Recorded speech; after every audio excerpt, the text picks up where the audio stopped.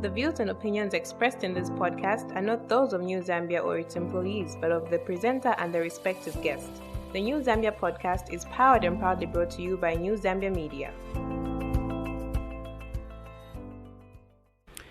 Hello everyone, welcome to the third episode of the New Zambia podcast, and I'm your host, Wezi Nyalaz. In today's episode, I'm joined by someone most of you will be hearing more often, and he is my co-host, and he is no other than Mutepa Puta. Mutepa, welcome to the podcast.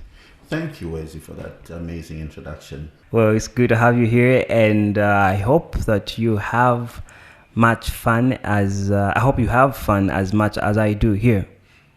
Yeah, I think having these discussions every now and then is going to be great fun, entertaining people, educating, and just sharing ideas. I think that's what New Zambia is all about. Definitely. And talking about New Zambia, who are sponsors, you can visit their website for all the latest news from business, politics, agriculture, mining, just anything. And you can simply visit www.newzambia.net. So that's that about New Zambia. So in today's episode, we are talking about financial inclusion. And I'm sure that most of you have heard about what financial inclusion is and what it's all about. But of course, we always have a certain number of people or a certain portion of people in society that do not really pay attention to what some issues are all about. And to talk about this topic today, Mutepa is just going to give us a brief, definition of, or his understanding on what the financial inclusion is all about. Yeah, financial inclusion is just, I can say it's a very simple principle. Okay. It's a complicated term about a very simple principle. The principle is basically we as a people have money and we make money, we earn money, and what do we do with that money?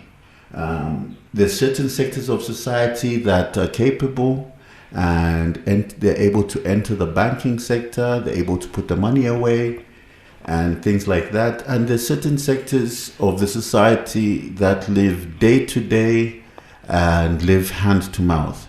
So basically, financial inclusion is looking at all those people and seeing how they fit into our economy. I think basically that's how I see the topic about financial inclusion, though it's simply a very crude and basic way that I've explained it. I'm sure there are books out there that explain it much better than I have, but I think that is the simplest way that I can explain it. Now, the simplest way of this definition for me, I would like to quote from the World Bank website, where they define financial inclusion as means that individuals and businesses have access to useful and affordable financial products and services that meet their needs.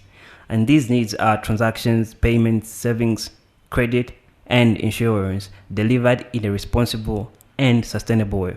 Now, that on this definition, I'm looking at the two last keywords, that's responsible and sustainable way. What do you think is, the easy way of explaining or understanding what they mean here on the issue of responsible and sustainable way? Yeah, when the World Bank talks about responsible and sustainable, I think the World Bank is talking to or speaking to the banks in how they behave and how they operate.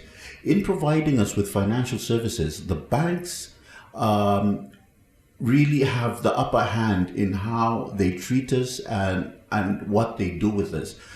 Basically, I think when we talk about responsibility, let me break it down and talk about responsibility first. I think when we talk about responsibility in terms of banking, it's the banks, how the banks operate and what the banks do in terms of service provision, how the types of services they provide to us and at what costs and basically what ethical procedures they follow. Because banks really do have an upper hand in terms of what they do with our money. Okay. And when you look back in the recent past, I think if you look back in the US and the rest of the world, in the 2008 financial crisis, that was caused by banks behaving irresponsibly in terms of looking for profit over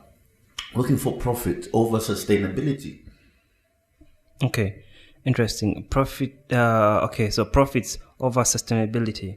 Now, talking about that, what do you think is the atmosphere like in Zambia when putting into consideration the location as well as social status? Yeah, well, our location, we've always grown up to be a landlocked country, and we've always looked at that as a disadvantage. But in the recent past, I think we've had a mindset change.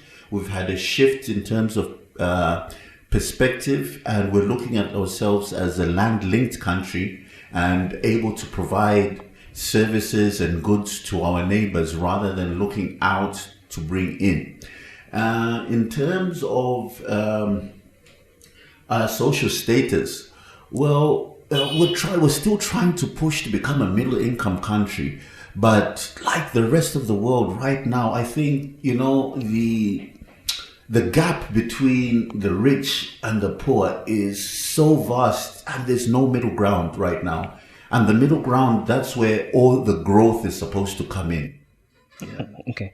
So what do you think can be done for us to build the middle income? Because I understand that's what China has done. Yes. China built the middle income. I mean, look, Wezi, there are two things.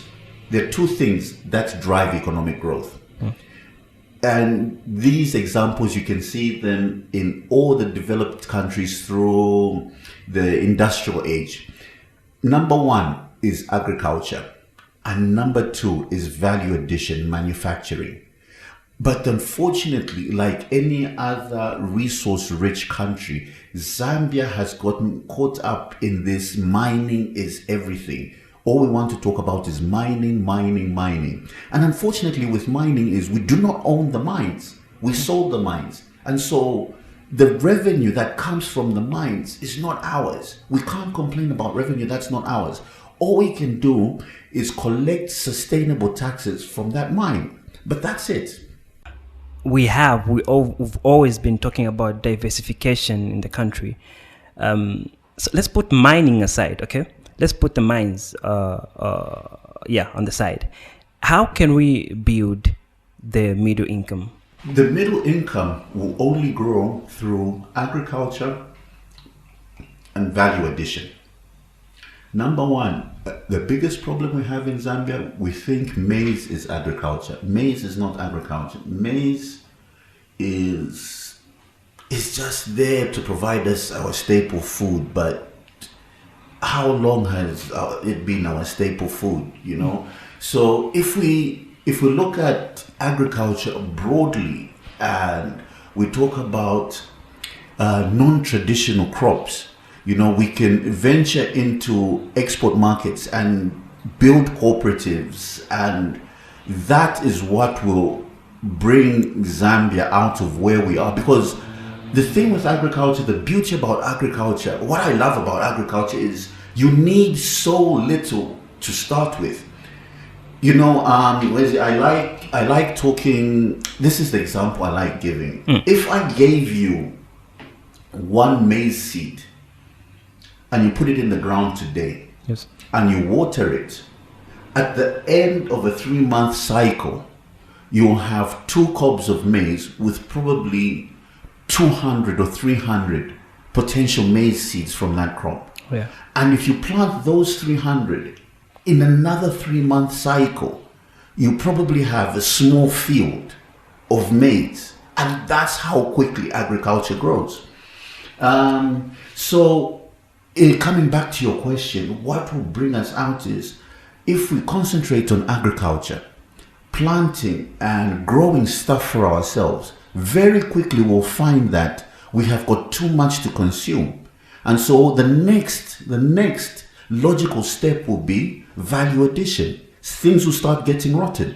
Oh, our tomatoes are going bad. What are we going to do? People will need to start processing tomato paste, tomato jam, things like that. I mean, my biggest cry is mushrooms, mangoes.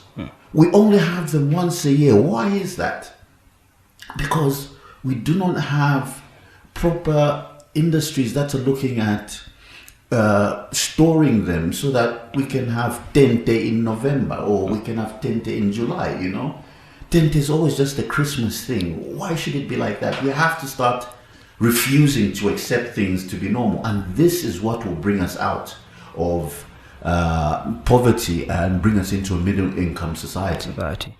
Okay, so now, how do you think this society can go there? 'Cause I've had an interaction with a number of people that own businesses. I've done my research on that, where, you know, local businesses, that is, most of them. Okay. If you ask them what they're aspiring to do in maybe 3-4 years from now, or how they want their businesses to grow, or where they would want their business to go, and most of them, at least, like a number of the people that I've interacted with, always talk about the issue of financing. Okay, the issue of access to access to finance. Access to finance, exactly. Yeah. Now, which brings us now to the inclusion, financial inclusion that we're talking about. So, how do you think we can, you know, get to a point where these financial lending institutions or organizations can, you know, develop confidence in these people and businesses? Wezi, I think the first point is we need to step back a little bit. Okay. And as businesses, you know, in Zambia, we always look at what we don't have, and there's this feeling that, oh, if I just had 100,000 kwacha, my business would be like this. If I just had 1 million kwacha, my business would be like this. But the thing is that we have to learn to grow things from a very, very small level. And then if we can sustain it, grow it as a small thing, that's when we are able to approach financial institutions and other lending partners for assistance in growth. If you look at most of the banks and financial institutions, very few are going to risk their money on a startup. Reason being, it is unfair, but banks, going back to what we said earlier on, banks have to behave responsibly. Not only responsible to the consumer, but also responsible to their shareholders. Because at the end of the day, the banks are answerable. Why did you lend Wezi 100,000 kwacha when you saw that he was running a struggling business which was not going anywhere? Then, rather than lending, let's say, why did you lend Mutepa 100,000 kwacha? You see, you lent Mutepa 100,000 kwacha because you could see the growth trajectory in his business, and it was seen that his business only needed a cash injection to take it to the next level. And I think that's how we need to look at banks and other lending institutions. How the cash injection that they give us shouldn't be to get us started, but to push us to the next level. Okay. So in the way you have put it, do you think financial inclusion can be attained to 100% level? Well, 100% would be a dream, but I mean, financial inclusion right now, it can be attained. I mean, if we work towards it, I think in the past 10-15 years, a lot has happened. I'm just looking at the FSB Zambia website here, and just give me a sec, let me try and quote them. Sure. The use of banks has dropped from 24 to 20% from 2015 to 2020. And during the same period, digital financial services have grown from 14%, listen to this, Wezi, from 14% in 2015 to 59%. Wow. these digital financial platforms are taking over the banks. And what has happened is, you look at the numbers, 24 to 20%. Yes. That was so small. But you look at from 14 to 59%. We're talking of close to about 39% of people have been captured on the digital platforms that were not captured in the normal brick and mortar banks.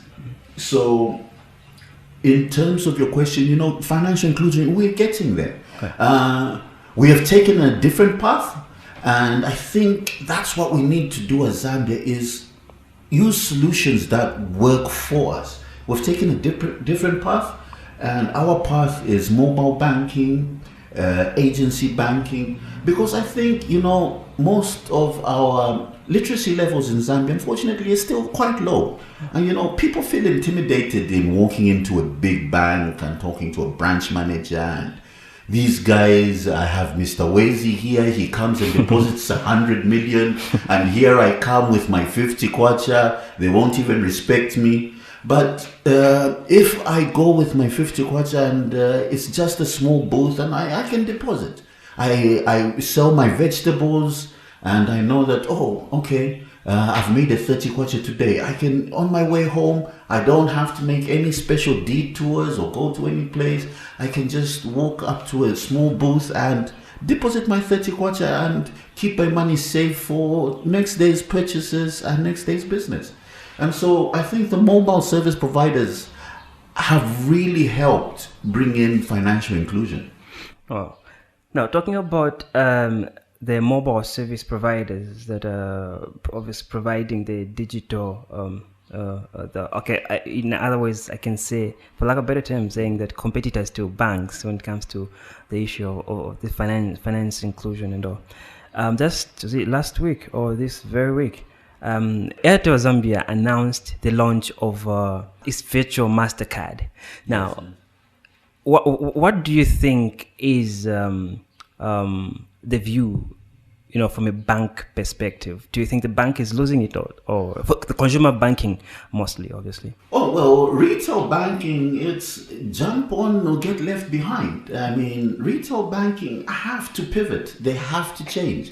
They have to change in the way they do business. Right now, banking people are not going to come to you. You have to take banking to the people. You have to take banking to the people. The mobile service providers, they saw the platform and they said that we're already in everybody's pocket. So it was a small shift. But if you look at the banks, a few of them jumped on pretty quickly. We've got a few banks that jumped on with agency banking. I think the first one was Zanaco, if you remember, with their Zapit account. Yes. And they did it through the post office. And the reach of the post office, once you get a product in the post office, you are immediately nationwide. Yes. And they opened up with their Zapit card, and immediately anyone in Wansawombwe, Sanfia, Chipata, wherever, all over the country can have this Visa card that they can use anyway.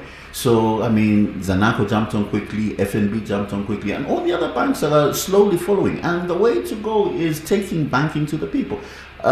Brick and mortar banking, I think it will be there for a while for corporate clients who really need to sit down and have a physical negotiation with branch managers and credit officers and things like that. But I mean, mobile banking has taken care of all of that. I mean, on your mobile bank platform now, you can borrow money, and it tracks how you pay back and increases or decreases your limit accordingly. So that's done. So I mean, right now, I don't see why the small scale client, your everyday marketeer, taxi driver, these guys, I don't see why they need to walk into a bank, waste their time and go and queue up. There's no need anymore. In the same line, okay, let's talk about what the pros. Of course, we've already talked about some of the pros and the cons of what the financial inclusion is all about. So what other pros and cons does this field have? Well, now when you take banking to the people, it becomes very accessible.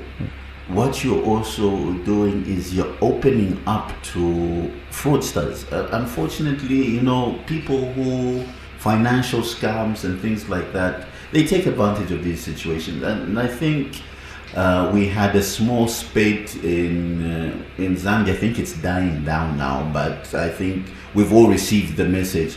Oh, that money you were supposed to send me, don't send it to this number, send it to that number, Yes, those scams have been going on because now people know that all they need to do is get access to your phone and then they can have access to your money.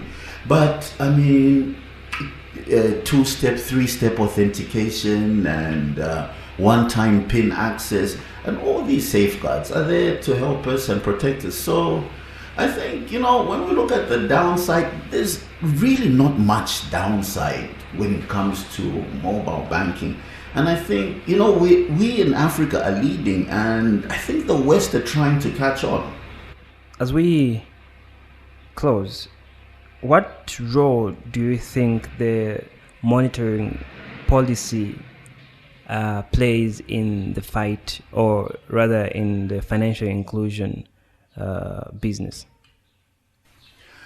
Monetary policy, that's a tricky one, eh? Monetary policy, I think, when you're talking about financial inclusion, monetary policy, when you're on the lower end of the financial scale, the only way that monetary policy affects you is the price of meal on the shelves, and how monetary policy affects the provision of your goods and services. Otherwise, I don't think monetary policy on the lower end doesn't really help or doesn't really affect the people.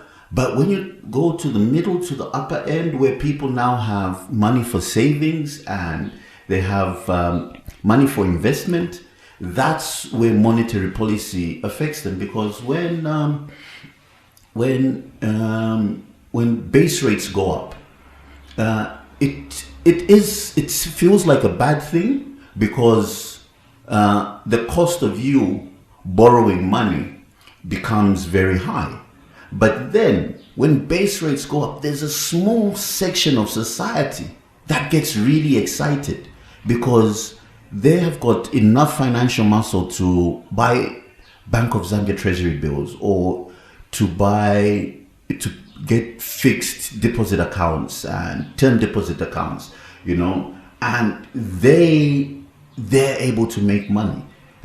So monetary policy, it will affect people on the lower end, because when they need to borrow, things become, the cost of their money becomes more expensive. But people on the higher end, people with a little bit of extra money which they've got to put away, they're able to make more money in terms of grow their savings. But also, when just in terms of financial inclusion, there's a phenomenon that we were talking about the other day, Wezi. We were talking about what we call village banking, isn't it? Yes, village banking. We were talking about village banking. And what happens with village banking is that it sort of links into what we were talking about just now in terms of monetary policy, because now people with lower incomes have found a way to rotate the money amongst themselves in order to create an atmosphere or a feeling of savings, and that sort of brings them out of the situation where they have. I mean, I saw this the times I had a shop at Mulungushi bus stop, and that was my first experience with village banking, because you have a group of 10 people, and they say that, look, 10 kwacha a day for me to put into this pot does not really cost me. I don't feel it that much. So someone is willing to put outside 10 kwacha a day, rather than walking up to that person and telling them, look, you need to put aside 70 kwacha a week. So the lower income groups found a way to sort of bridge that gap where they do not have disposable income. Because when you look at disposable income is simply money that you can use, you know. So if you break it down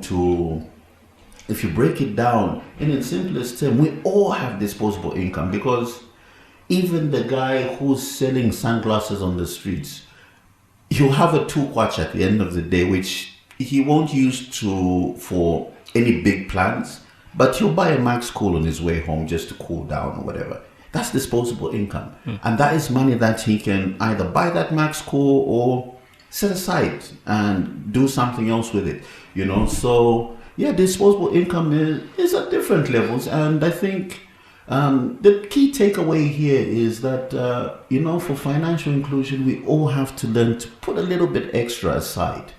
I'll tell you one thing. I had a boss, Gavin Kirk. Shout out to Gavin if you hear this. I had a boss, Gavin Kirk, and he told me 10% tips. 10% is what you need to do. When you get paid, pay yourself 10% in your savings. That's all. Put it aside, forget about it, forget it ever existed, before you even think of any other problems, because problems will never finish. And he was telling me that 10% he puts aside every month is what he uses for his family holidays at the end of the year. So yeah, that's where we are. Interesting. So there you have it, ladies and gentlemen. Today we've been talking about financial inclusion, and as most of you are aware, that this topic is really broad. So we'll definitely come through for another episode of talking financial inclusion and the strategies that the Central Bank of Zambia had come up with for 2017 to 2022. So from me, Wezi Nyalaz, and me, Mutepa Puta. It's bye-bye and see you. Oh, is it see you? Do we see them what? So it's until next time. Until next time. Yes, thank you so much and God bless you. But before we go, we're going to leave you just with a word from our sponsors. Thank you. More breaking news These days, it's not business as usual. Only getting worse. COVID-19 and so many business restrictions. You need a boost. You need a mega boost. Tap into the business power source. Utuntu Classifieds, providing a unique opportunity for sole traders, small businesses and corporate entities alike. Shop for great deals in products and services. Cars, real estate, electronics, business and services, household and office items, jobs, announcements and features. Place your listings on utuntu.net. Email 365@utuntu.net. Call 0768 000055. Powered by New Zambia. Utuntu, at your service.